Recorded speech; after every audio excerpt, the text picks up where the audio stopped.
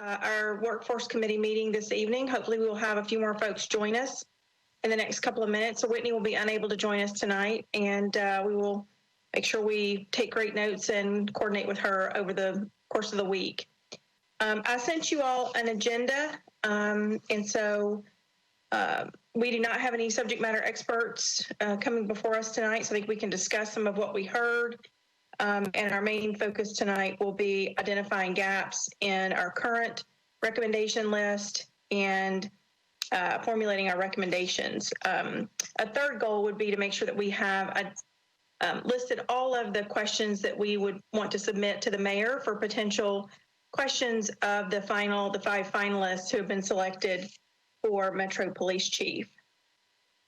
So I'd love to go around for the folks that are here and do a brief check-in and kind of see where we are. So Daryl, if you'll start us off.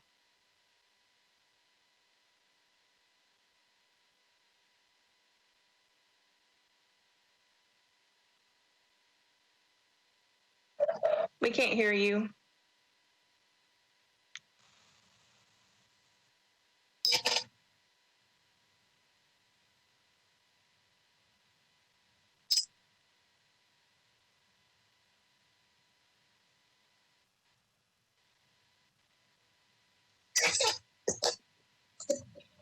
Daryl, you may want to make sure whatever device you're using from is unmuted as well before it actually even reaches WebEx.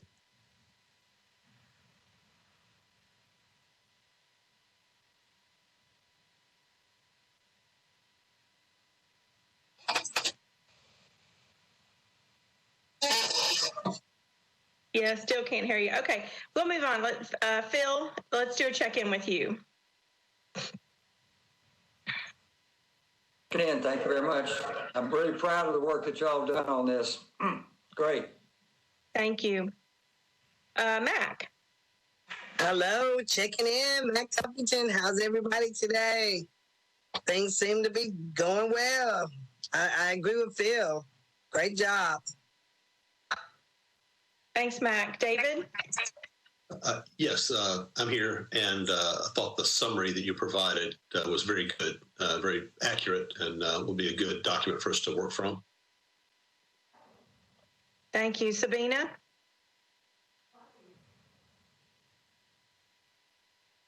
How are y'all doing? I'm doing all right. I was at Wednesday's meeting with the mayor and, thinking about what the other committees are doing and what we're doing. I think we have some strong recommendations, and I think we just need to make sure we flesh it out to really be something that they can go forward with.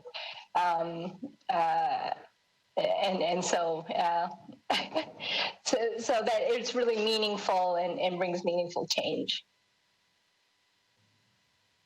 Great, thank you. Who have we missed? Looks like we lost Daryl. Maybe he's coming back. The next thing on our agenda is Dia. If you're up next and give us sort of a summary and feedback and all the information that we need from last Wednesday's meeting. I want to thank Sabina and Daryl for repping us at that meeting. We appreciate it so much. And Dia, you have the floor.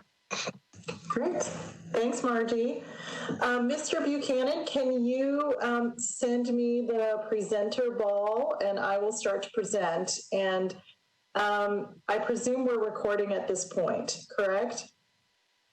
Okay.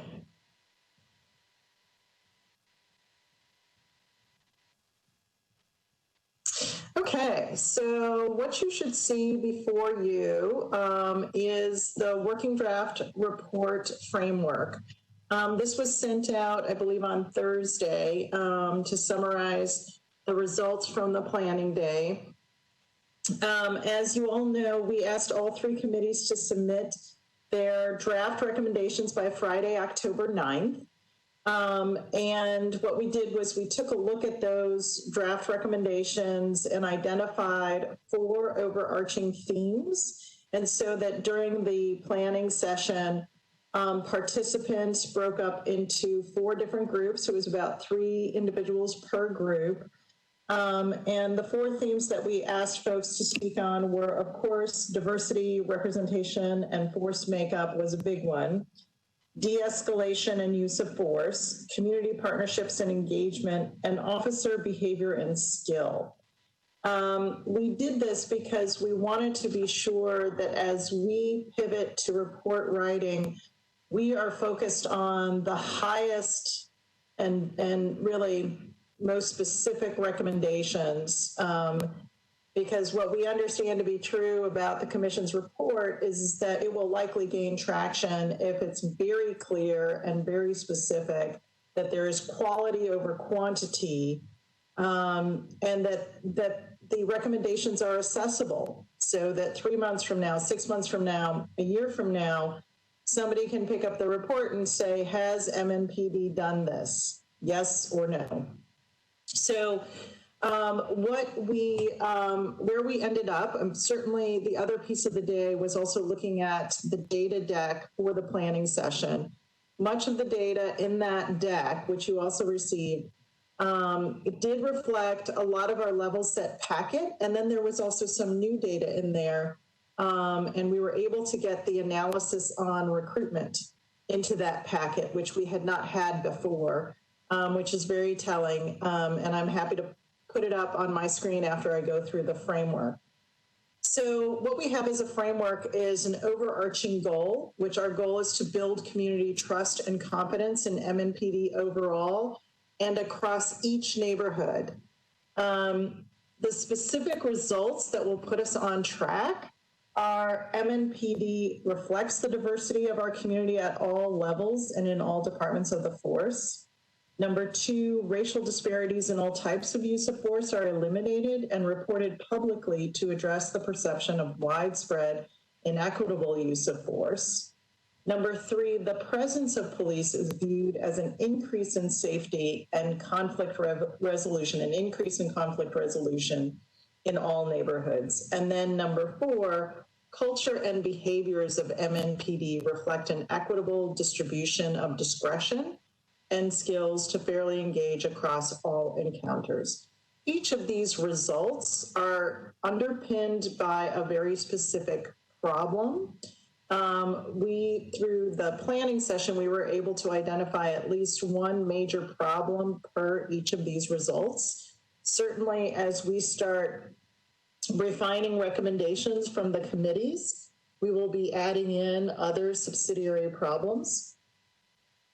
So for example, we understand that the recruitment, so for number 1, we understand that the recruitment and promotion behaviors currently work against the goal of having a diverse workforce that represents the community. For number 2, we understand a central problem being that some use of force show disparities in use, and the community believes use of force is widely inequitable. Number 3, the problem really that was identified is that vulnerable communities are reluctant to call police and view their presence as an increase in the risk of conflict. And then number 4, the real issue is that the current training and promotion policies and procedures fail to equip officers with skills to connect with diverse populations, right?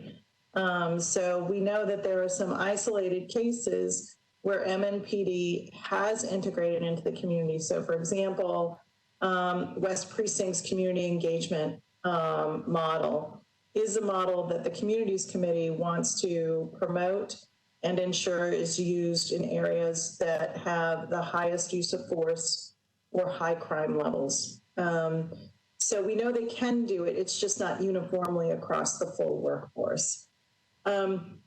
So this was what we landed on. I'm going to take a moment and see if we have any questions on the format itself.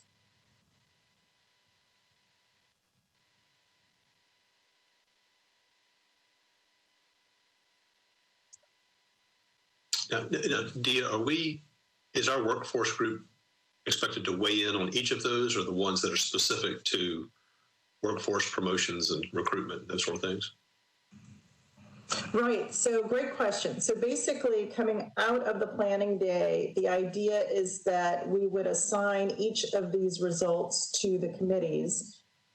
So items number 1 and 4 really speak to the charge of your committee.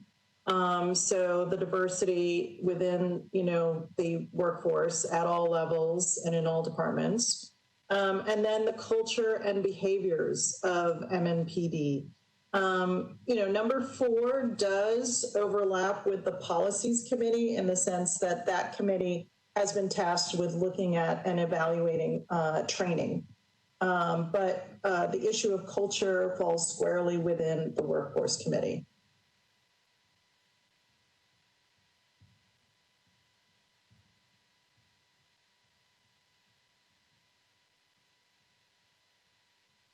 Okay.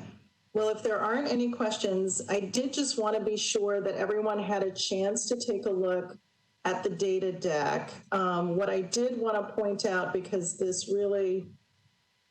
great data in here, and we will most certainly be using it in the recommendations, and the commission report, rather. As we look at the Mnpd demographics, this was in the level set document. And so it's no surprise to any of us that 73% of sworn officers are white male. If you add in white female sworn officers, Mnpd now stands at about 81% white sworn officers. Yeah. This is Eric. Are you showing anything on your screen? I'm not sure if you have it just spotted to where it's only in one position, but I'm not able to see anything. I'm not sure if everybody else is having the same problem. Oh, okay. Hold on.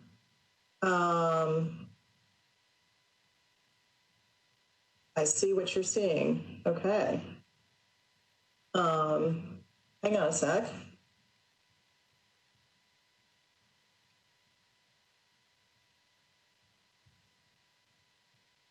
Thanks, Eric, for pointing that out. All right. So what you can see in this graph is, as I was saying, that 81% of the Mnpd workforce of sworn officers are white. And as we look at the civilian force, it's a lot more diverse, with only, but not in it by any great, measure. I mean, the reality is that, we have about, about 60% is white. So, I think that really raised the questions you all have been raising in this committee. We have the age distribution that we've discussed before, which certainly shows that Latinos and women are on the younger end of the age spectrum.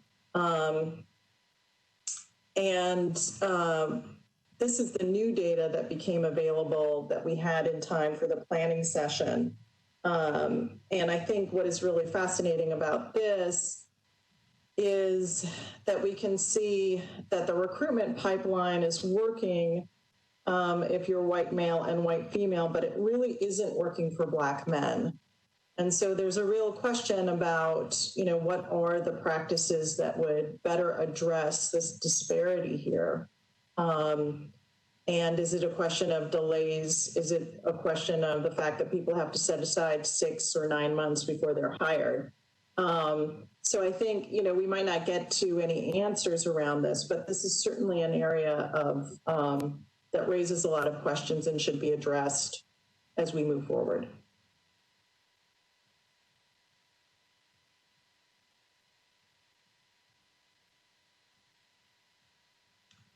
Are there any questions on the data itself?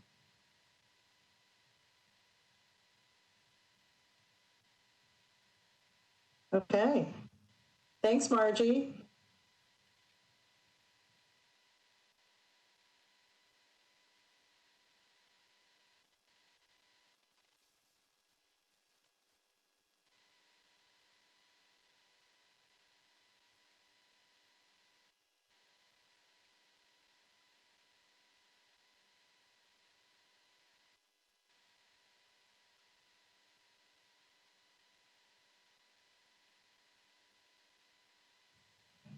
Margie, did we lose you? We might have lost Margie. She appears, she's here. She just Is she muted. here? Okay.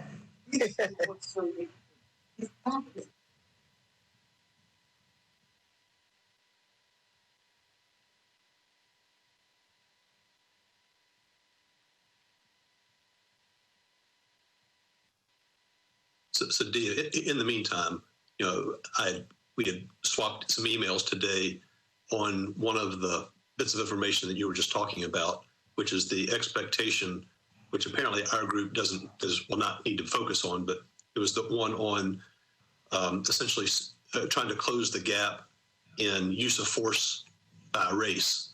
And essentially, I'd asked the question: if there are race differences in violent crime, should you expect to see race differences in use of force? And Dia has sent me something, a report from 2016, which apparently, and I haven't had time to read it yet, but apparently makes the argument that no, it's maybe a little counterintuitive, but that's not necessarily the driver of use of force, should not be the driver of use of force incidents, among other explanations for why it's a reasonable goal to have no disparity in use of force. So that was the only question I had on all the documents. Yeah, Dr. Valier from MNCO really did a great job in going through the data. And I'd be happy to see if he's available for next Monday, so that if the committee is interested in looking at this a little more closely, I think that's fine to have him come and talk a little bit more about the data. But there is a sort of central contradiction that Dr. Valier pointed out, which is the experience in Black communities of being both over-policed and under-protected. Sort of how both the quantitative data, the qualitative data really speak to some of the difficulties around that issue.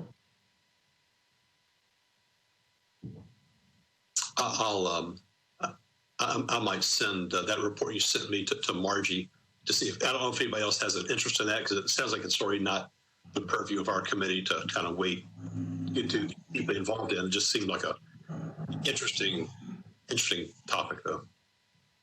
Definitely a timely topic. It is in the SharePoint folder. I don't know if folks have been able to access the SharePoint folder, but it is there. But it is definitely worth a read if you're interested in use of force, how it's counted, what the data say, what the field of policing science is looking at right now. But did we? Yep.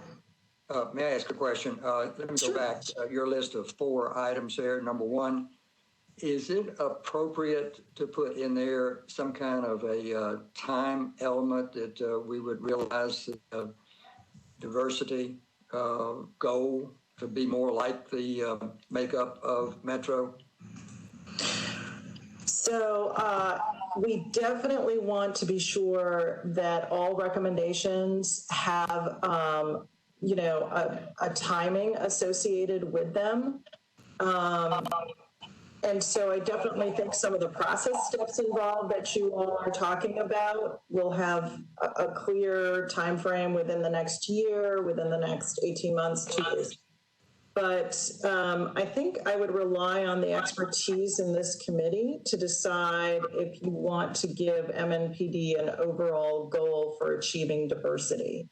And what, it might be better served. I would really, be interested to hear what folks have to say, but it might be better served to hear what the committee would like to see in terms of overall diversity.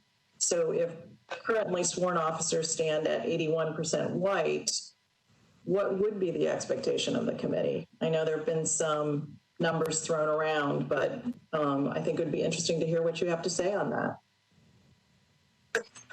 Wouldn't some of that depend on the total process? I mean, from an officer being trained, recruited, trained. I mean, how long does it take even a white officer to be trained and then promoted? I mean, what are those steps and how long are those steps? And then from there, maybe we can put a time frame on it, because we want, if we're promoting a white officer in 2 years, then we want to make sure, for diversity, that person is also being given, 2 years, or if it only takes, 6 months after their so we need to know what's the timeline that those officers are being promoted, or whatever, changes we want to make, and put that timeline similar to that, so that that's still being done equally. And Mac, I guess we could also put an expectation on recruitment classes. Yeah. So to start at the beginning, to say, well, yes. do we want to make some sort of expectation on the next several years of recruitment classes? The demographic is. Well, and I definitely think these are important points, and I want to be sure. Margie, are you with us? Are you able to jump in? Yeah, so sorry, I had a power surge at my house and everything went out. Sorry.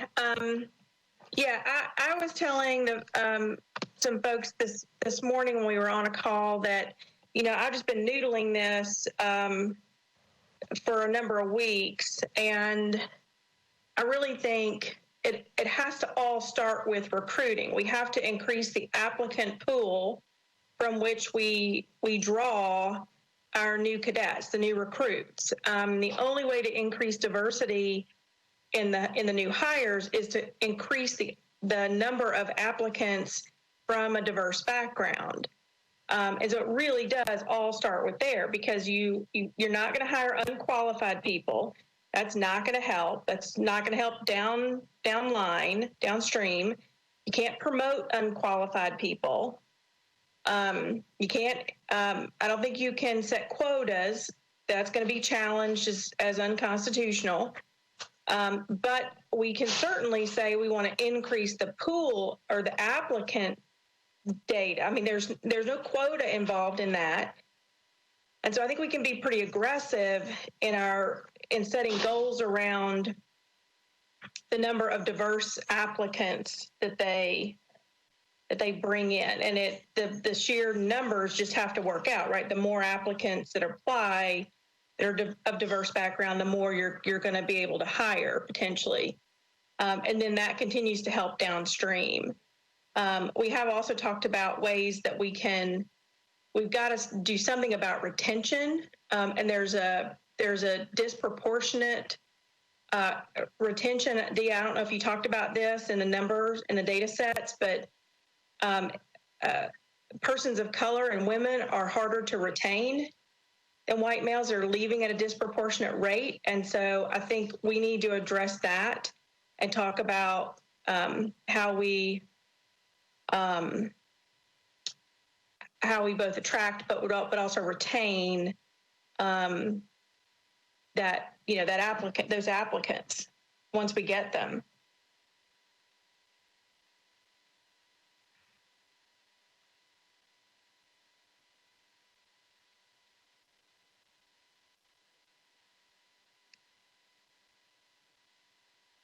So I think this is important, the age distribution, because I think this is going to give us a snapshot into how long it's going to take us to really change the demographics potentially within the police department. We didn't get her overnight. We're not going to solve it overnight, but we can make significant strides in the first 3 years, I think. But then once you get them in, again, how do you retain them? And I think Daryl makes really good points around compensation and benefits. And I'm in the process of strategic planning in my own agency. We're developing our next 3-year strategic plan, and I'm thinking about how retention and compensation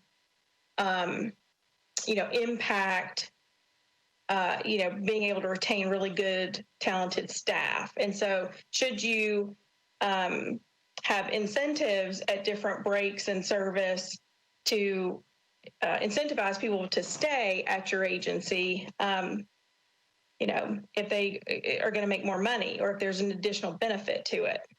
Mark, is there a belief that there's a racial or demographic component to compensation? Like, is there believed that African American employees are more likely to not be retained as easily with the compensation level, or how does that affect the diversity issue?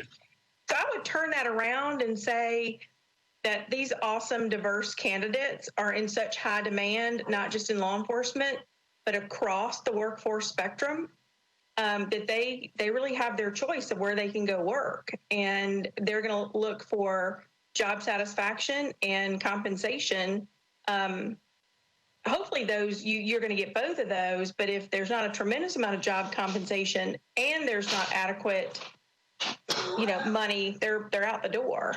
And so in order to be able to attract those candidates, I know that at the local level, we're going to struggle to attract really good, diverse candidates because they can go to the feds and make twice as much money. And the data, David, to your question, the data do show, so for example, white officers run at about, I think the median age is about 36. Black officers are at 42, and you can see there's been some, hollowing out of the Black workforce. So something is happening here. And then when you look at Latino and women officers, what you can see is they're younger. They average about 31, 32 in age. So those groups, those demographic groups are coming into the force, right? Because they're younger. But this really shows that there's an issue around retention, likely, and that this is an older workforce.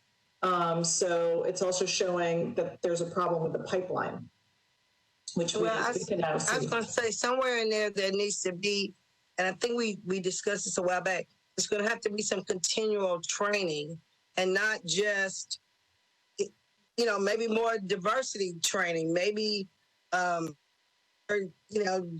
talked about it earlier about just in general. I think when Nikita was here, just needing more training and different things to keep that retention. So there's another piece that we're going to have to put in there besides just money. You're right. They can probably go anywhere to make money, but, a lot of surveys show too that, money is not always, the reason why people say there does have to be some more to the job satisfaction. So there's going to have to be more training. There's going to have to be other incentives that maybe we can build in. Well, I can tell you from personal experience, it's exhausting just to work year over year, decade after decade in organizations that don't look like you. I know.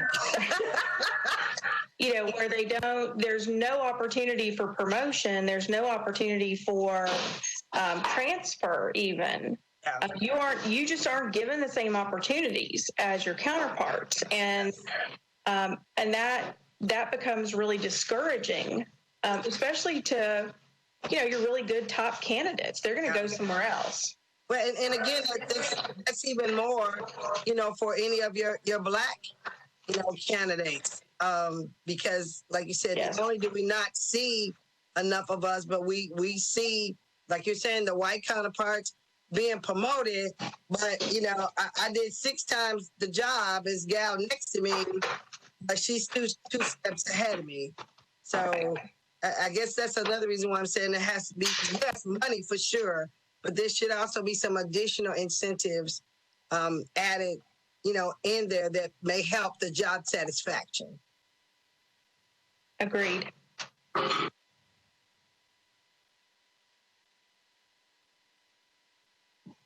So looking at like retention, and I had mentioned this when we met this morning that when we're wanting to increase the applicant pool from minority communities, but the challenge is the distrust with the police department. And so, how do you overcome that first step? How do you get those increased applicants? And it's taking the officers you have now that are from diverse backgrounds and utilizing their skills within the community and giving them opportunities to kind of head the recruitment. But they have to be happy in the MNPD. Like, they have to feel that the culture within the department is something that they are valued for their skills. And so, it goes together, because they are your greatest recruitment tools in the communities that you serve. So they serve. And so, and that again goes to anti-bias training, just like within the department, how promotion is handled, but then how policy within the department and, reprimands, whatnot, how all of that is meted out so that there's feels like there's equity in it, there's fairness within the department. And Sabrina, am I saying the same thing? I might be saying the same thing that you're saying, but, yeah. but is that laid out? Like, once you become an officer, are there steps to know, hey, if I complete this training, or, if I do this, and that I can be up for a promotion? Do they know that when you get in? So the promotions work around seniority, Okay. Testing, and assessment. Okay. So you are not eligible until you've been on a certain number of years. Okay. And then once you pass that threshold, there's typically a test. It's given once a year, maybe every other year in some departments. That is combined then with an assessment center where you go through scenario-based assessment. And then those scores are combined to give the overall score of a candidate, and then you're ranked. Now, I think what Reggie's been telling us is that those then are put in panels. So if you have 40 applicants for sergeant, they're put in panels of like 10, 10, 10, 10. And so you've got the first 10, and you can promote anybody within that 10. But as soon as that panel of 10 is exhausted, then you move to the next 10. But it is based on that combination, I think, of testing and assessment. What I don't know is whether or not MNPD uses an outside agency to conduct the assessment. I know in a lot of departments they use outside agencies because that way there's no bias. There's no, this is my friend and I have, he's fun to have lunch with, and so I'm going to grade him higher on the assessment. Or I know that he's a great guy. I didn't do that well, but I know he's solid, so I'm going to give him a good score. So it needs to be as neutral as you can possibly make it, obviously, to get bias out of it. But I don't know what they do at Metro. And this is a crazy question. Would it help, or are there any pros to giving those tests more than once a year, like twice a year, or maybe the one you said every 2 years, once a year? Or is that kind of tied to money and budget? Can you have too many promoted at one time? So it's expensive to go through the testing process, especially if you bring in an outside agency to do an assessment. You wouldn't do it any more than once a year. Okay. I've seen it done once a year, once every 18 months. When you get to where the list is exhausted, obviously you've got to retest. Okay. I got you. Yeah. Okay. But I do think that I just want to understand it a little more. Thank you. Yeah, no, but I do think it's important that the department encourage officers who may be minority candidates because they're persons of color, they're female, to go through that process as sort of as soon as they are qualified. Like at the 3-year mark, they all need to go through the testing procedure and the process. And so sometimes you don't do well the first time, but you learn from it and you do well the second time. That's a process. So some of that kind of takes mentorship, right? Somebody looking out for your best interests, but somebody specifically looking out to how do we diversify the department, and how do, we should be identifying early candidates who should be starting to test. And I guess this is like the ACT or something, like the more you take it, the better you do.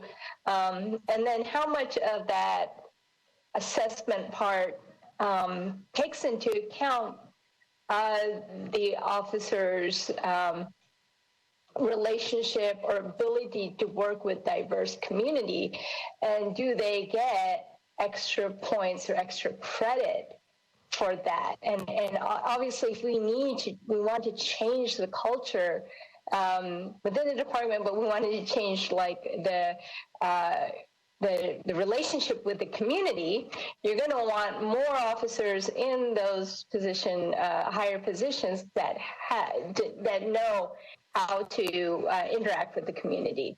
So it kind of, you got to look at that side of it.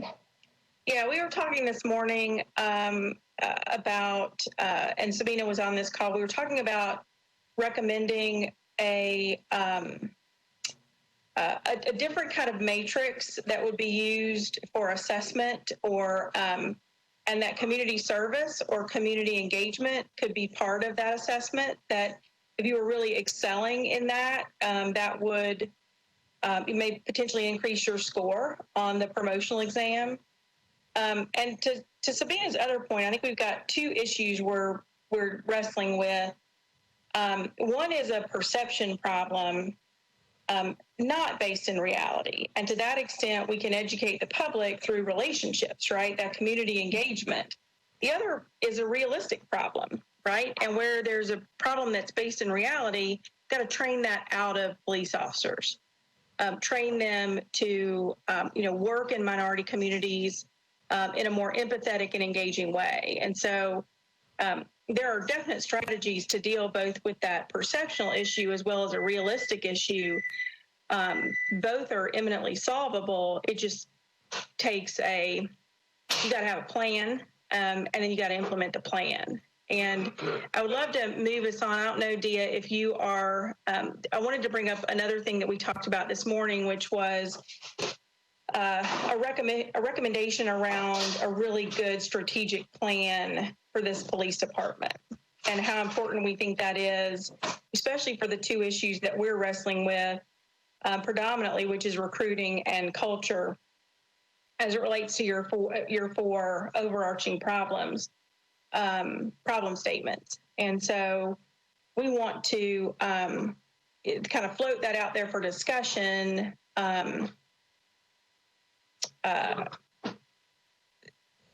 The strategic planning.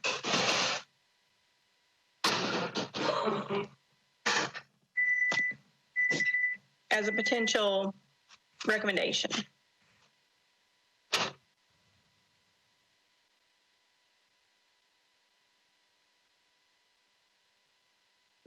Margie, what was your recommendation, that this work be incorporated in a strategic plan, or is there? So when we have asked for documentation, for instance, from the recruiting unit, we got an SOP. Police departments are rife with SOPs. There's an SOP for everything, just like the military. What they seem to be short on is a really good, punchy, strategic plan with, outcomes and KPIs, benchmarks, owners, and then that key piece, which is accountability to the mayor's office. So if we set out recommendations, part of that is a strategic plan. If those things aren't implemented, a strong engagement from the mayor's office means somebody gets fired at the end of the day. And that kind of accountability, I think, is going to be really critically important with regards to this plan. But if you don't, go ahead. But not generally been operating with strategic plans? Yeah, law enforcement doesn't typically talk in those terms. That's more of a private sector, I think. But again, they come up with SOPs, general orders. They come up with policies and procedures, but not so much strategic plans. And I don't know how you change or realize the desired outcomes without a plan. Yeah, right. When I was on the school board, we would routinely create a strategic plan. So I don't know why the police department would not be doing that. If they have one, they're not sharing it with us. I asked for the part of the strategic plan that addressed recruiting, and I got the SOP. So, Phil, I would love to hear from you. Phil's got to jump off at 6, so Phil, I'd love for you to weigh in and give us your thoughts before you have to jump off.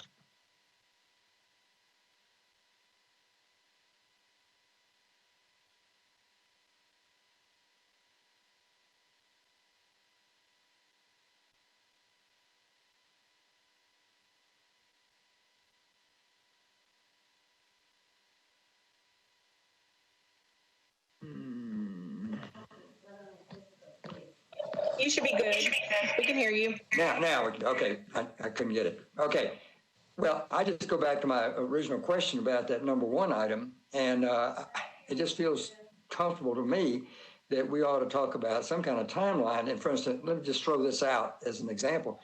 So we say in 3 years that the recruiting element should represent the face of Nashville, and in 6 years, and this is just for discussion, 6 years, the force, because I know it's going to take a while. You know, if you just consume everything that we have heard from everybody that's related to this, it's not something that's going to happen overnight. But you put it in as part of the plan. And I think the plan, time element to me is important. Sorry about the phone. That's okay. Yeah. No, I think in the couple of versions that I've sent out on our recommendations, I've got some time frames on there, and they're all within about 18 months. Okay. There's no reason why they can't put a plan in motion quickly. You know, you may not get to the end result for 3 to 4 to 6 years, but you can put the plan in motion. And I guess that's my point is once you create that strategic plan, you shouldn't take 3 years to create one. You should be engaged in your plan in the next year to 18 months. And I think we're trying to push it as far as we can in terms of setting the expectation with a time frame. I know I take your point, Margie, about we can't set a specific racial quota, but I think we've got to push it pretty far in terms of what consistent with Phil is saying within X number of years, you know, we expect the recruitment class to reflect the demographics of our city. And at some point, I think we need to say we expect, not just the applicant class, but the recruitment class. So I think we need to go as far as we can there. And if the lawyers in the mayor's office needs to cut it back some, they can. Well, you know, I think this would be, and by the way, I was really pleased to see the 5 they've narrowed it down to. I think they all look very qualified. But, you know, this has got to give them something to shoot for, a target to shoot for. I agree. But as important as it is for us to lay out this roadmap, it is equally as important that the mayor's office be able to hold the department accountable to that plan. So Margie, I was just pulling up the document that we were given to demonstrate the fiscal 21 goals. And I just thought, I know we took a look at this a while ago, but I thought it'd be helpful to the discussion right now to show that document again. So if you give me a second, I'm just pulling it up here. And this is what it looks like. I'll make it a little bigger so we can see it. Let's see. So there are 8 KPIs. This is strategic goals and metrics by June 30th of 2021. So it's fiscal year 21. And, so it's focused, the first one's focused on head count. The next is on clearance rates of crimes. The next is on violent crime clearance rates. I'm sorry, the one below it is violent crime clearance rates. We're looking at offenses, we're looking at response times, emergency calls, and secondary employment. So obviously the last one is really to address morale. So there's no, there's a lot missing here. There's nothing on changing recruitment habits. There's nothing on promotion practices. There's nothing on, improving the skill or the training for officers to better engage with diverse communities, So this is what it currently looks like.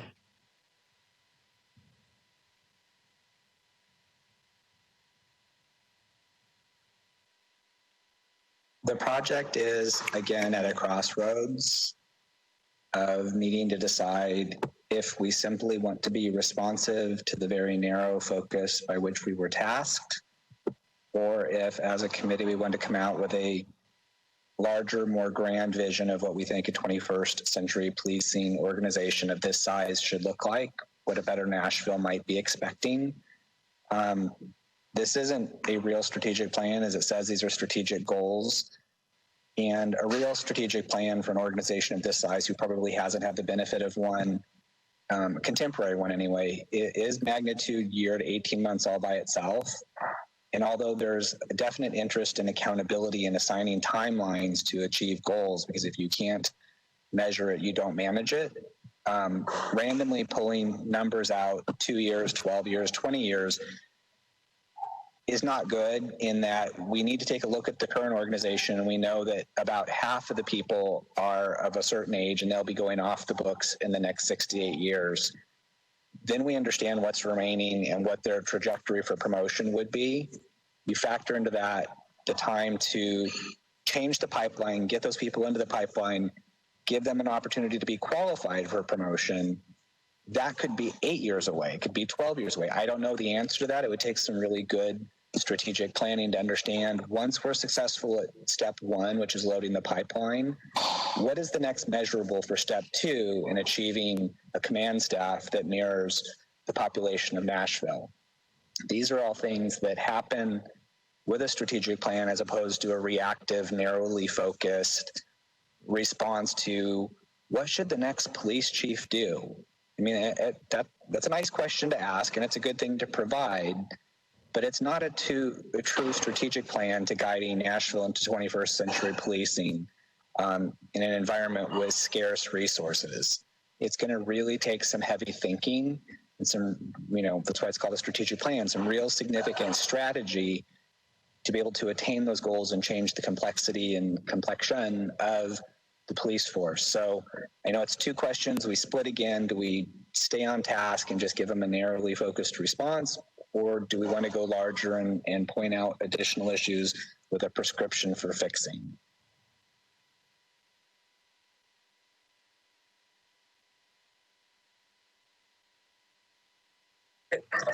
I say it's let's do both. And the reason why I say that is because, we want to do what we were asked of first.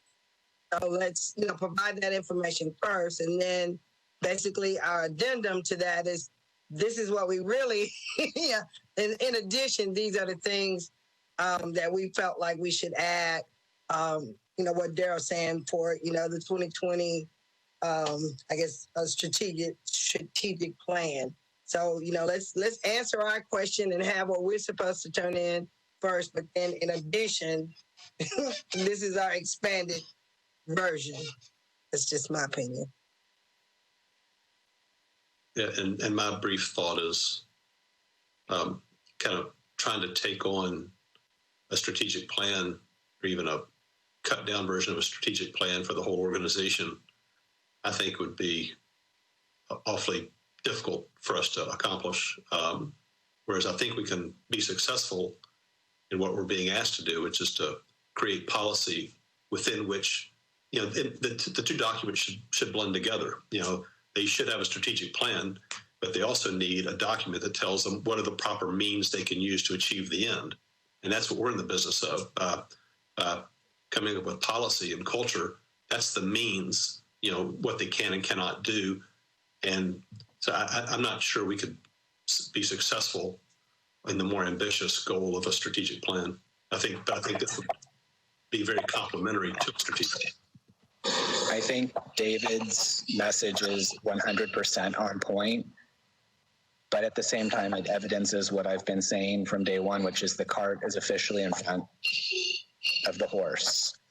What we're going to prescribe for a new police chief coming into a city in somewhat of turmoil and a department with low morale, with employees that are underpaid, is going to make all of us, not just our committee, but all the committees look like we've written a prescription for success that is likely not to succeed. And I think giving the mayor and fellow council members the idea that this group of 40 put together this plan that will help ensure the success of Nashville's next police chief is frightening, and it's not something that I know that I can sign my name to. It's not ill-conceived. It's a good engagement for the elected officials to be engaging with the public and be engaging people, different varying levels of interest. The stakeholder comments are good. The stakeholder comments, absent a real roadmap to what the community wants to achieve, I think is a dangerous conversation, because at some point, one or both will fail. And I honestly worry about the new police chief taking these somewhat disparate recommendations. We've narrowed it to 4, but the conversations, if you look through the meeting notes and watch some videos, are quite widely varied. So we have to do what we were tasked with, and we will do what we were tasked with, but it does draw grave concern for me. So I guess I think we can do a little bit of both. I think we're for sure going to do what we were asked to do. And I think we're well on the way to doing that. And I would hope that we're going to vote on our final recommendations next Monday, or at least take a preliminary vote. The second thing is we've identified this tremendous need, which is the need for strategic planning. If you look at the 4 overarching goals, that's probably gotten you 80% towards a strategic plan, right? Those are the biggies, the big headlines for your strategic plan. Then you just have got to add specificity, KPIs and so forth underneath those. I think it's well within our purview to recommend that they take this and develop a formal strategic plan that has both internal goals and external goals. That's what we're working with here, right? Any good strategic plan is going to have 3 to 5, maybe 7, if you feel real froggy, overarching goals. Some are going to be internal goals. Some are going to be external goals. They are going to be well on their way to a pretty nice strategic plan when we finish this document. It won't take that much more to flesh it out and make it a strategic plan. So I think we can do a little bit of both. I don't think we can do a strategic plan for the police department. They need to engage in that process, but we can certainly recommend that they do that as part of our recommendations. That's what I'm feeling on it. And I think we can recommend that they do that, but I also think, that we can recommend, some timelines in which they do that, because we've clearly cited, or identified the disparities and given them some parameters on the timeline of we would like to see these disparities gaps, close within a certain period of time, so that when they are developing their strategic plan, they can look at what they need to do to get there by a specific timeline. I don't feel, that we have the wherewithal and all to develop their strategic plan for them. But I do think we're within our purview now to make recommendations on closing the gaps, the disparities within a specific time frame, because we can't continue to wait for change. It's just not happening.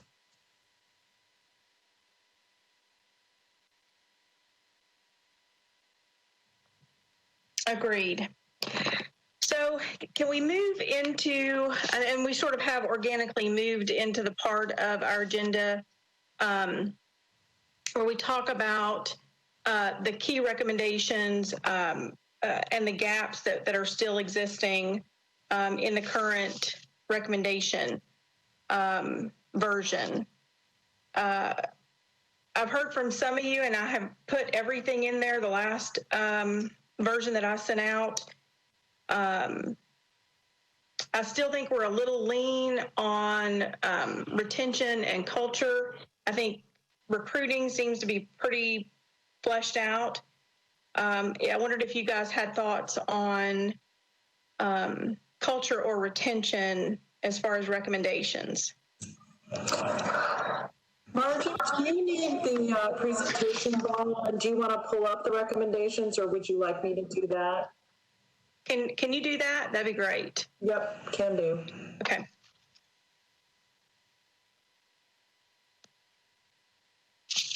I think Dee is calling them V2, V3. I think we're on a V3 at this point.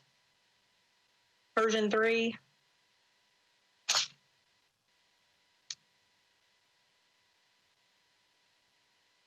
So if you look at the table, if you go to the very top, Dia, so we can see the headers, we've got theme, problem statement, and I've not, these do not reflect this latest Wednesday meeting, so we can alter the problem statements, the goals, the recommendations, the KPIs, and then the time frame. So Clifton, if you see there on the right-hand side, I have been pretty specific about when these things need to occur or need to begin.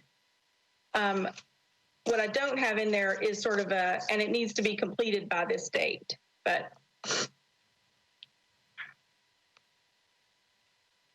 this was the table or the format that the mayor's office requested that we put our recommendations in.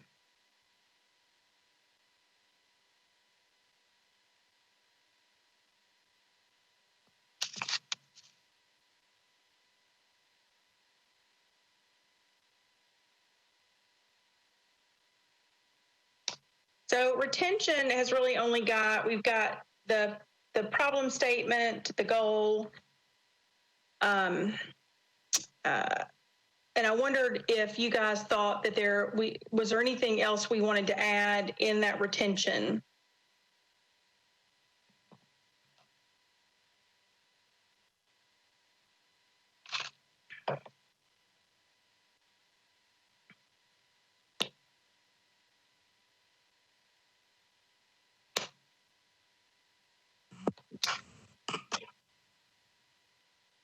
For retention, do we look at some incentives around mortgage or property discounts and all for police officers?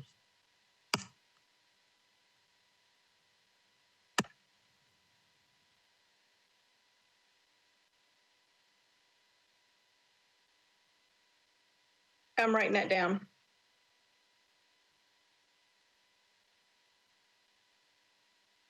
Daryl, did you say that there was a salary survey? The answer was unclear. That was a question we had from HR early on, and I believe they indicated they were doing a total comp survey or at least a salary survey, but that wasn't made available in any of our packets yet. So I think we could put a recommendation in there that says upon a completed salary survey of like agencies in the same region, that the Metro Council, and I realize this is sort of putting a goal on the Metro Council, but, give them X number of time, X amount of time, 2 years, 3 years, bring Metro up to whatever the disparity is. I think that's a really crucial element for us as we try to move through and fix these problems. Studies will show that people will stay someplace if they make slightly less. We've crossed that line long ago. Mm-hmm. The reason you're seeing primarily minority candidates leave is because there's a large demand in the marketplace. And like you said, the feds and others, even state agencies, are paying not a little more, but significantly more.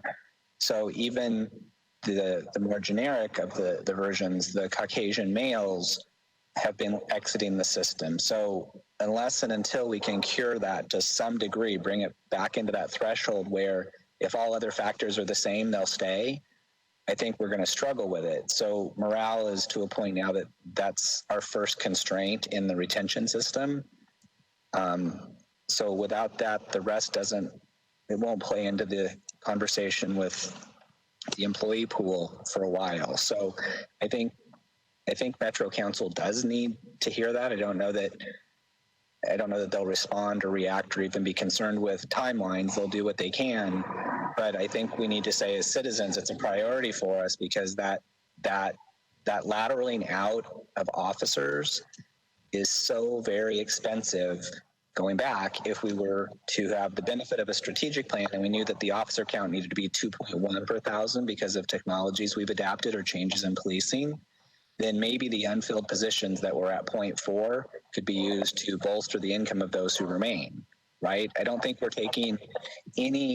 not looking, and I've shared this with Dia, we're not taking the current CAFRs and the authorized positions to see what degree they were funded.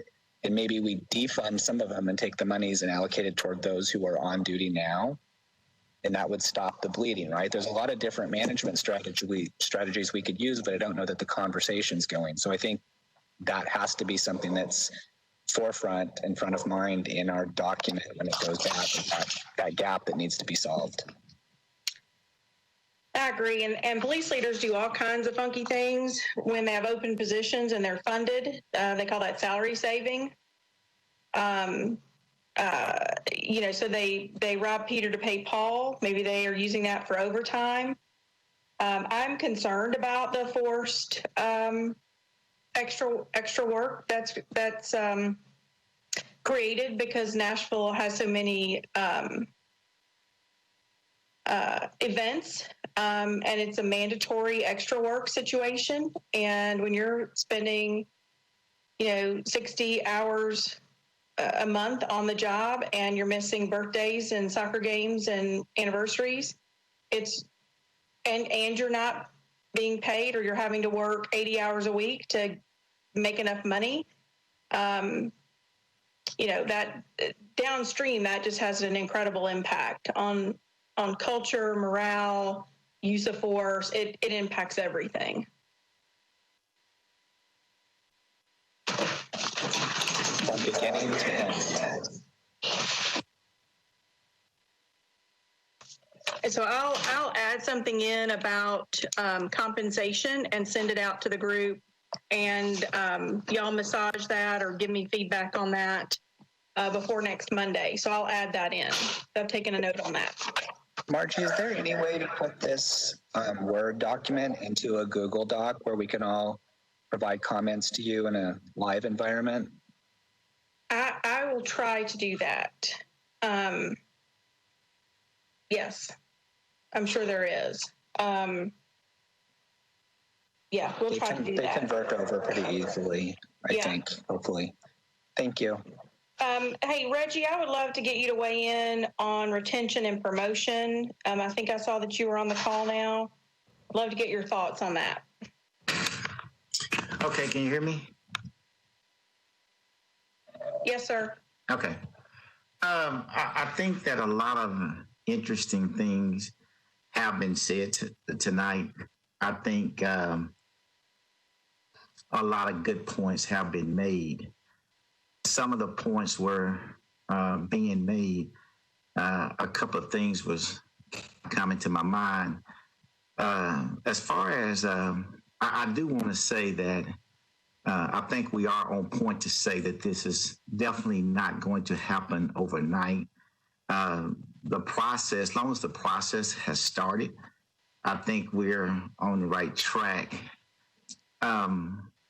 For African Americans, the process of recruiting them, which will kind of go into retention, but I was just going to say that I think it's going to, the first year or two, I think it's going to be, I don't think that the number of recruitment is going to be that high based on the tension that's going on around the world and the fact that a lot of the family members would tell people who are qualified, tell their children, don't be a police because of everything that's going on. And they would almost feel like they are, in a sense, a traitor if they were to go against what their family wants. That's a bad, that's a bad situation, but it's a reality. So I think that the first year or two of trying to recruit minorities is going to be, the numbers are going to be low. I do think that. I do think that if the more community engagement that the police department has, showing that they are involved and that they are wanting to be a different department, I think, and using someone said using some of the minority officers are the best recruiting tool. When the minorities can say, hey, this is a great place to be, this is a great job, it has good wages, it has good benefits, that's something that they can talk about, but they can't go and talk about how hard it is to be promoted and how hard it is to be transferred to certain groups. And on top of that, the wages are not good. And on top of that, the morale is not good. So I think that if we get the wages, the benefits, and the morale, I think that most of the minority officers can still talk about this is still a great profession to be in. But I just want to say, I think that the reality of it is for the first year or two is going to be pretty tough. As far as the, I'm going to say most of the white officers, they get a lot of opportunities to go to a lot of different schools and get a lot of different training, get a chance to go to the FBI academies. They get a chance to go to different SWAT trainings and all these different trainings. And they get a chance, then that usually get them promoted, or they become so specialized that they are become a sergeant of a specialized unit, or they end up, like you say, going to another department. So that is one of the reasons also why you will find the male whites leaving out, because a lot of them have got really good training and now they can go to another department and make more money and almost come on like being a supervisor at a supervisor rate, or almost come in as a supervisor. So that's one of those benefits. The retention is going to be all of those things. The people, why would I stay here? Why do I stay? Well, do I stay because it's a job, just a job that pays the bills, or is it a place that I love coming? And if, like you said, someone said, if the money is a little bit less, I will stay. If my morale is good, I'm working around good people, and I'm being treated good, and I see the light that I can be transferred, I can be promoted, and I'm being treated fairly. That's going to be part of that retention. As far as promotions are concerned, the promotions are, there's just not a lot of promotions. When you go to an event and you see, 8 or 9 black officers standing there, that's what they are, the officers. Sometimes there are not any supervisors there. Or they go to a community event and it's like, well, what are you, a sergeant or lieutenant?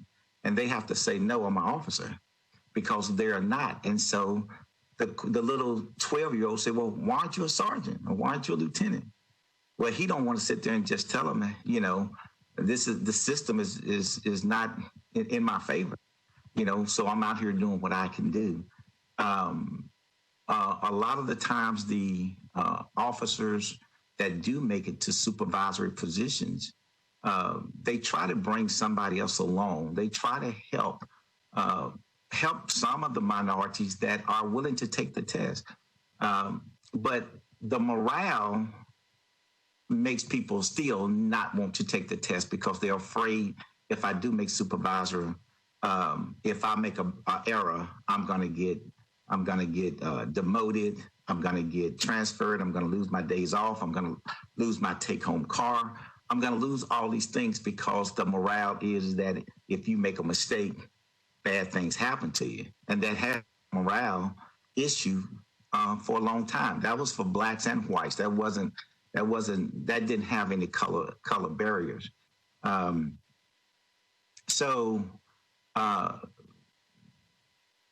It's a very, but I think you said it earlier. It all started with that recruitment of being able to get, minorities in, so that they can be transferred, so that they can be promoted.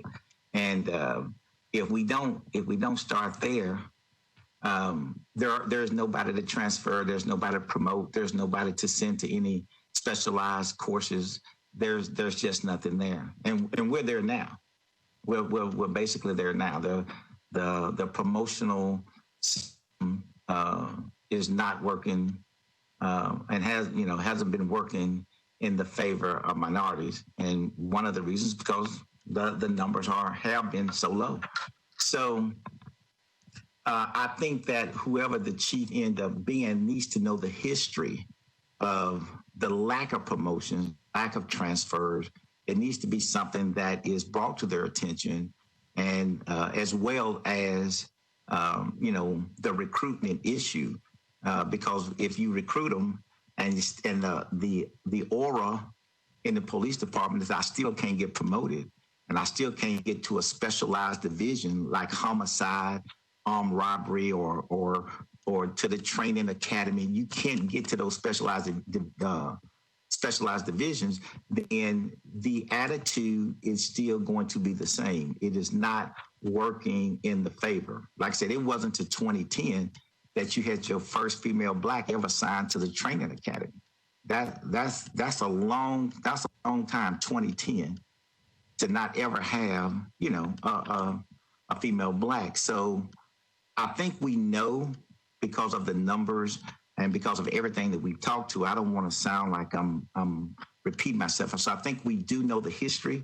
And the reason why I bring up as many things as I do is because I want you to understand what this history has been, so that we don't make the mistake of not pushing the envelope. We don't make the issue of not stating what has been, so that we can correct the issues that has affected the community for a long time, for many years. So that's kind of where my thoughts were.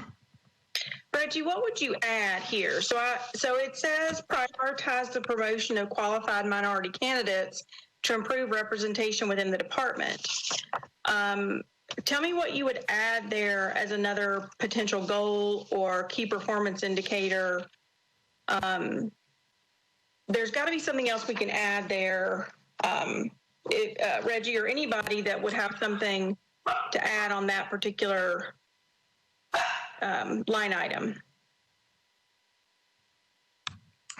I'll that'll present anybody else that want to kind of chime in.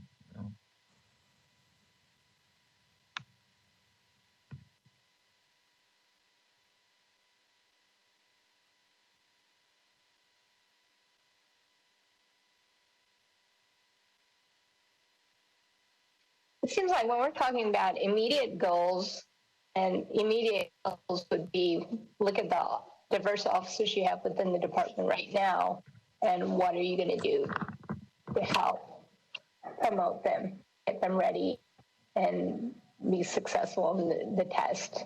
So yeah, I mean, that's something immediate, and then that would have desired outcome of people in the community seeing it, as an opportunity, a career, and getting more recruitment. So maybe identifying mentors within the police department who could mentor young minority candidates onto a supervisory track. Yes. Mm-hmm.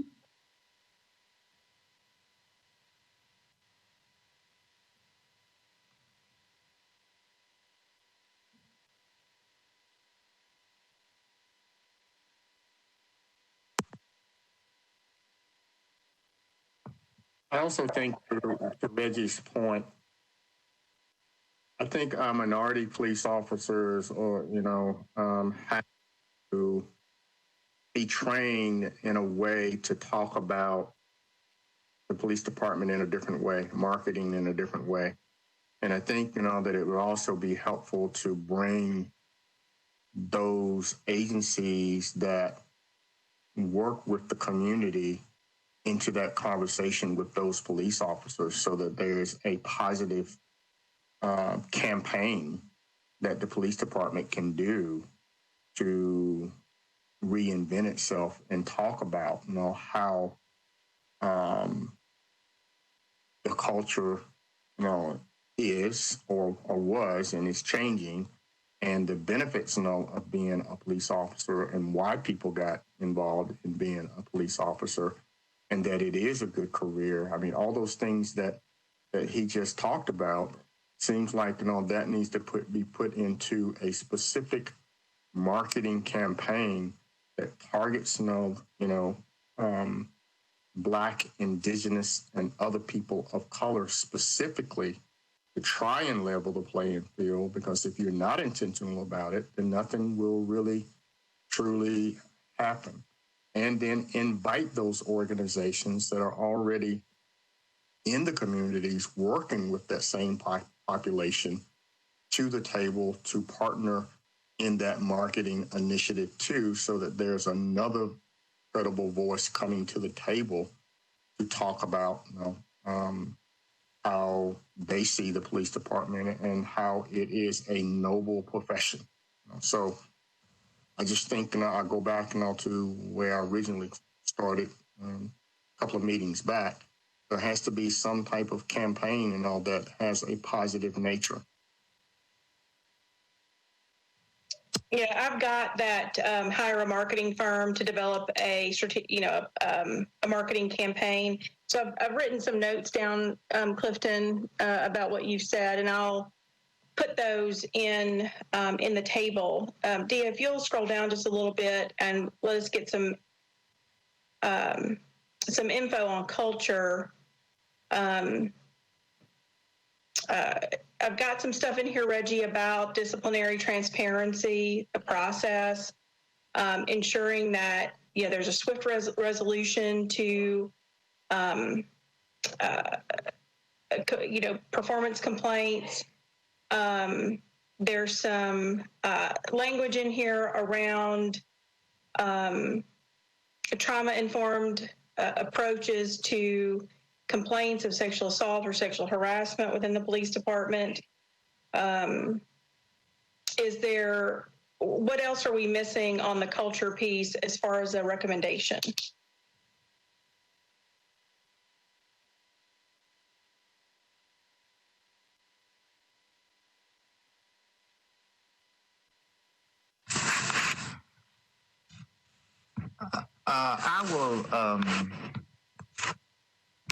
I will continue to look at that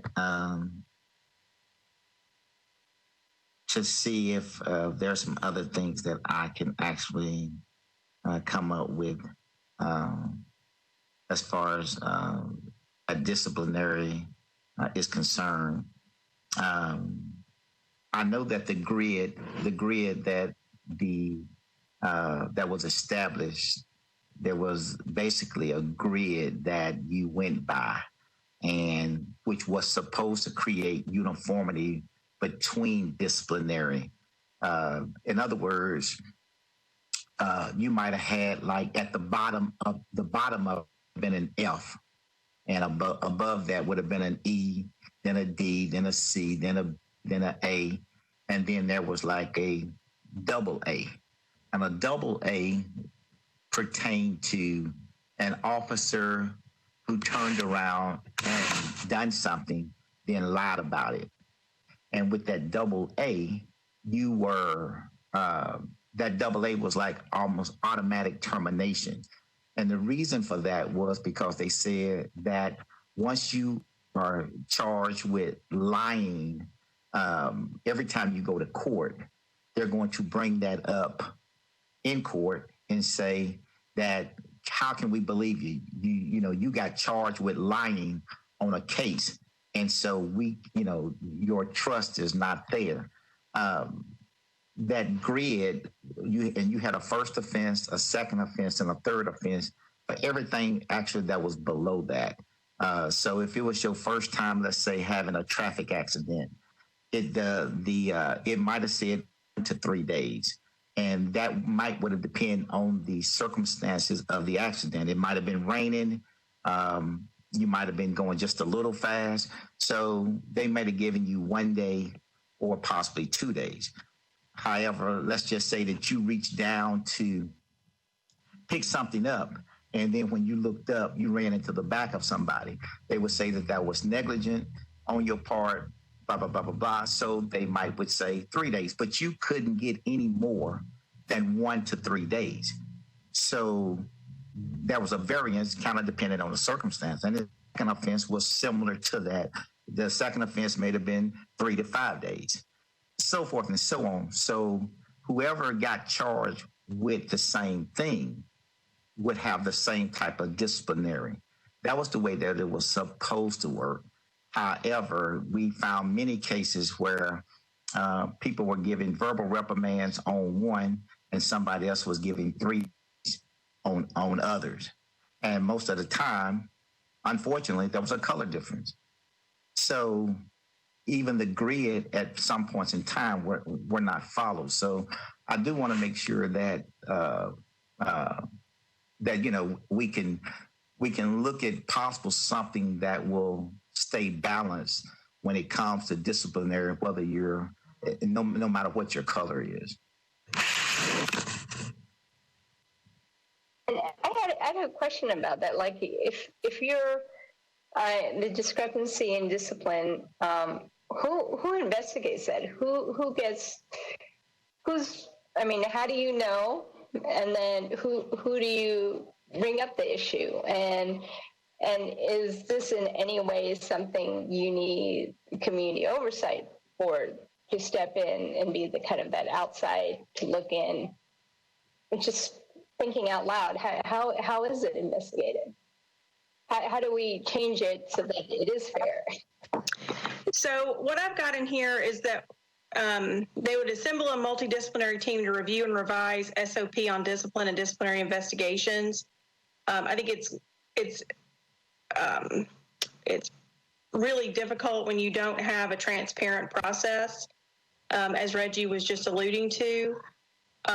You've got to communicate that process to all parties involved. And there's got to be a certain level of transparency to this. We've got to know whether OPA is investigating or Metro personnel, HR is investigating, which complaints go to which departments, and does that determine what the outcome is? But there needs to be a consistency to the process that promotes a feeling of confidence within the police department that it doesn't matter who you are. If you commit infractions, you're going to be disciplined in the same way. Everybody gets disciplined in the same way for the same type of infraction. We might can say that in a little bit stronger way here, because I know that does really go to, as Reggie says, morale. And I do think morale and culture can tie together pretty closely. And so, but I think we can strengthen some of the language around these recommendations and maybe add 1 or 2 of these recommendations. And so, Dee, if you'll scroll down just a little bit, that should be about the end of the document. So let's see, stop there. So these are around the sexual assault. This was some of the information that came from Greta. I hope everybody had an opportunity to watch the video that we sent out. Neither Whitney nor I got any questions from you to forward to Greta. If you do have questions for her around what the information that she sent us through video, please let us know. And we've tried to include some of the recommendations that she had as part of her testimony to us. We also think it's important that we track all OPA complaints, that's tracked and identified within the department to determine whether or not there are patterns of behavior that are existing. I think we've heard that from a number of different SMEs. So I'm going to send out this this document again this evening. And also we've got Gary on the phone. Gary, do you have anything you want to weigh in on before we move to questions for the chief? We want to make sure we cover that because that's due at noon tomorrow. So Gary, I'll turn to you and see what you've got for us tonight.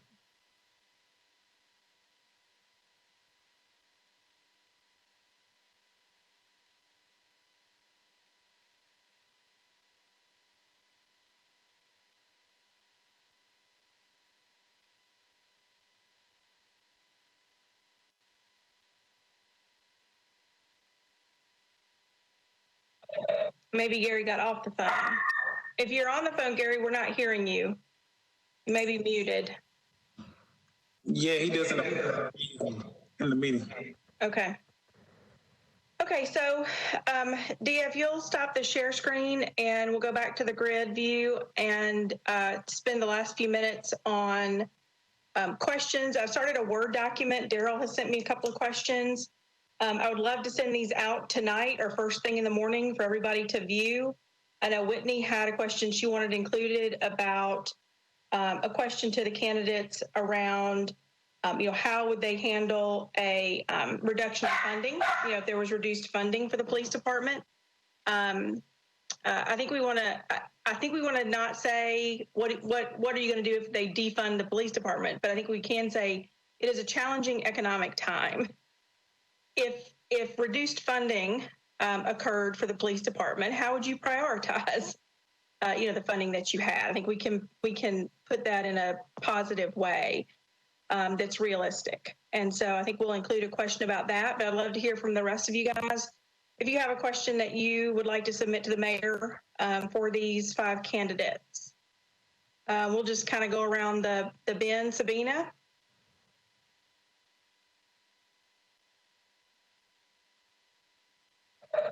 Can't hear you.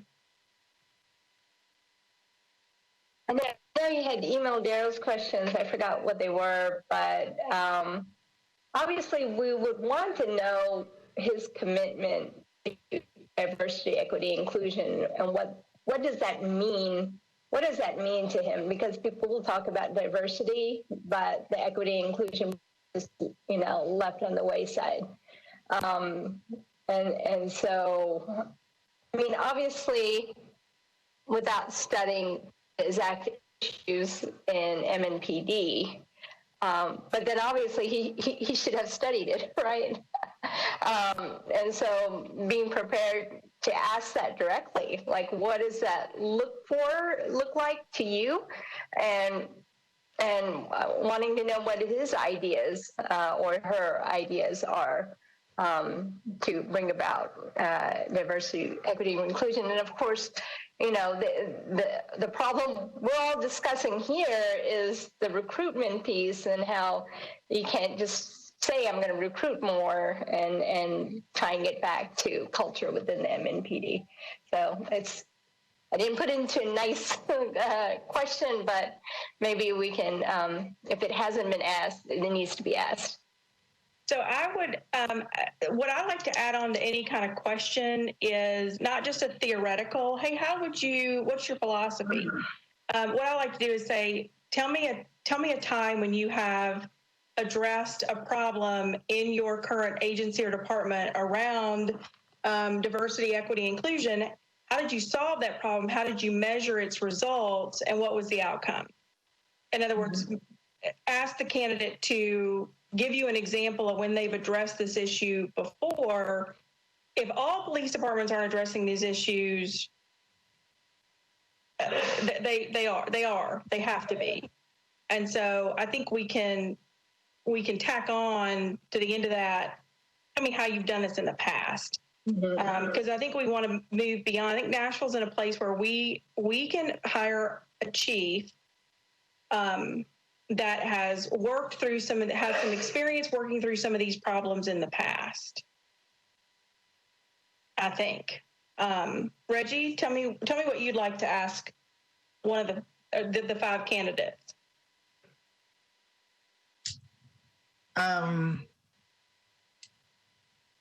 I think I would be interested to know, with the current state of events that's going on, what would be their plan, or to organize to make Nashville feel like that the police are not warriors as opposed to guardians. How do you combat that attitude or in that aura that's going on right now? What type of contingency plan do you see yourself being able to put together to make, if you were to watch Nashville on the news, Nashville Police Department, how would you make it, look like Nashville is inclusive more as opposed to just being, warriors, something like that. Okay, got it. Clifton?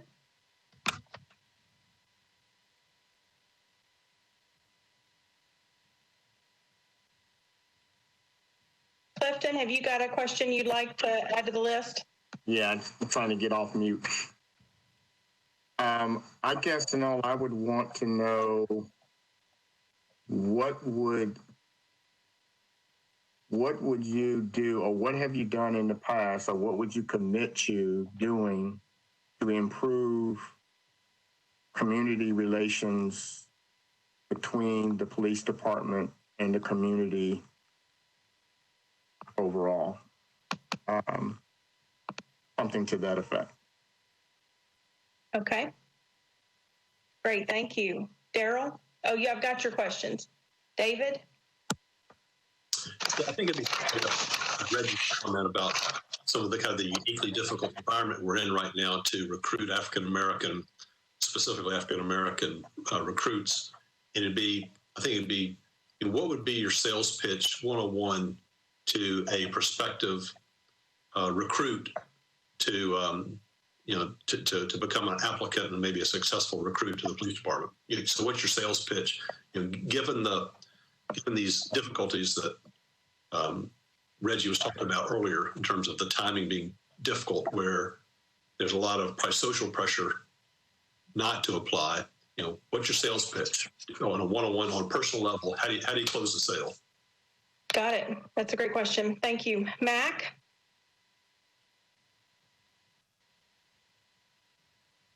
I thought I had a couple written down. I know Sabina and I had similar questions last time we kind of had this discussion, so I'm gonna have to pass for now because I don't have my notes with any questions. Just email them to me. Oh well, just email them tonight. We talked about more diversity type things last time, so I think Sabina kind of summed it all up. Okay. Beth? Hi. I guess in listening to this conversation, and I think this is true of every major complex initiative, there are always great ideas and goals and a sense of what needs to happen. And yet and a lot is the vision, but equal amounts is how are you going to execute and sustain this? And what is the framework that you would establish in order to make sure that this doesn't like start off with a bang and then 1 year later and 3 years later, we haven't lived up to the ambitions and the objectives. So I think that's what I would want to know. How do you make sure that this is sustained long term? Got it. Thank you. Sort of a longitudinal commitment to change. Demetria. It's funny. I had the same question as David Fox, so I consider that good that we're both on the same wavelength. But along those lines, perhaps a concrete idea as an incentive that wouldn't break the bank that might attract a recruit.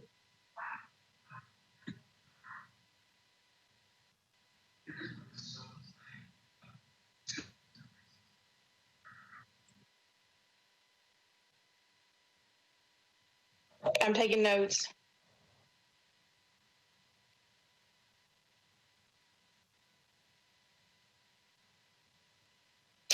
Okay, and I got yours one more time. Gary, is Gary on the phone?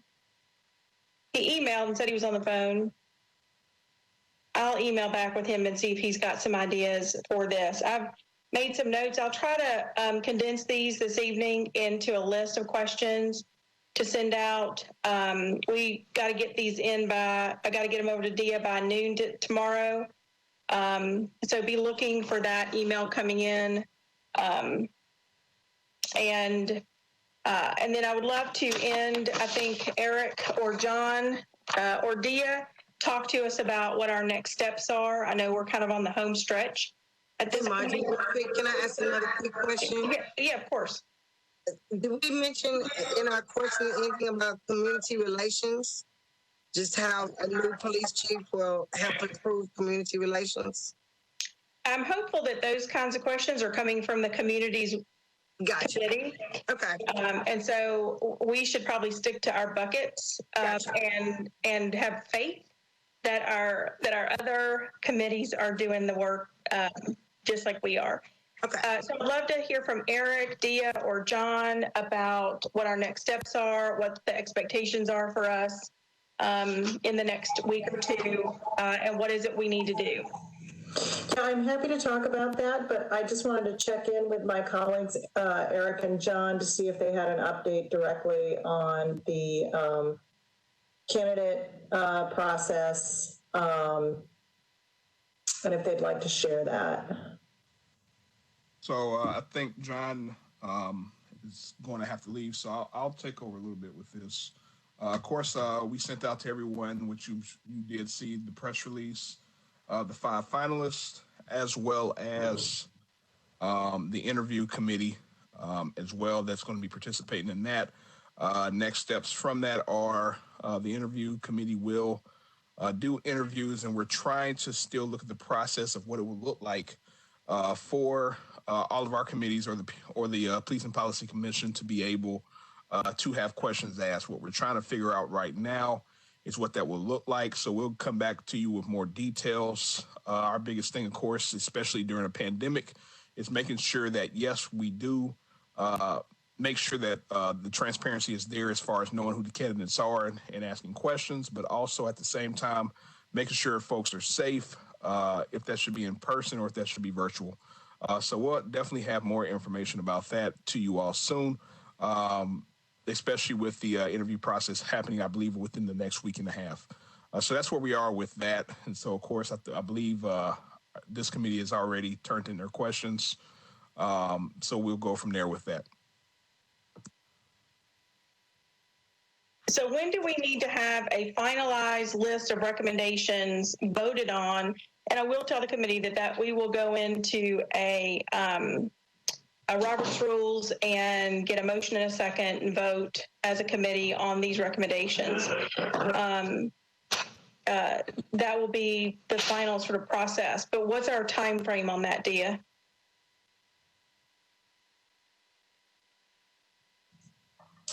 So ideally, we looked at the time frame with candidates and where we're at in terms of really getting to a place so we can put together a report for the commission. Originally, we said we would like all absolute final recommendations by Wednesday, November 4th. It would be really helpful, given how comprehensive the Workforce Committee's recommendations are, is that we know that in this current environment, in order to gain traction, we really want to look at quality. We really want to quality over quantity. We really want to look at robust recommendations. So it would be great to see this list specified and perhaps rolled up a bit. But it's really up to you all on how you want to handle that. Part of the challenge is going to be really that piece of meeting public expectations. We know in a public environment, you all have spent over, my goodness, 24 hours in, committee meetings, by the time we finish the committee process. But we know that the public doesn't have that bandwidth. So the more that you can be very specific and very clear on what your highest and best recommendations are that fulfill, those items in the framework based on the work that you've done, I think the greater impact that report is going to have. So it'd be great to see at least a version of that for next Monday. So to be sure that the full committee endorses it, to identify any recommendations that everybody agrees on and any recommendations that folks don't agree on, and then to sift through the ones where there might not be agreement. So that's really the timing, but we have said that we will give committees till November 4th to finalize their recommendations. Very good, thank you. So we should be getting to a pretty close, I think, to a final version. I think the document looks pretty good. I think it lacks some specificity. I think it's a little too general. I think we could probably strengthen the document by adding some level of specificity or data to it, which I think Dan and Daryl will be able to help us do. So that's what we'll really work on, I think, in the next week, is to kind of punch it up, sharpen the edges a little bit, and make sure we've got a really good time frame on the recommendations. I'm hearing that from the committee. And I'll just ask you to continue to watch your email, and when you have the time to please be responsive with your feedback. So I appreciate everybody. Does anybody have anything else for this evening? Anybody feel like they want to weigh in anything additionally for the evening? Okay, great. Thanks so much for everybody's attention. We are on the home stretch. And I think we're doing exactly what we were tasked with doing. So I appreciate everybody, and I will communicate via email. Thanks, guys.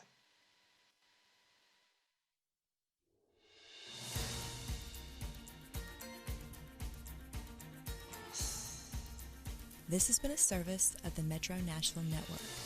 If you would like to see this presentation again, or for more information about this and other programs, visit nashville.gov.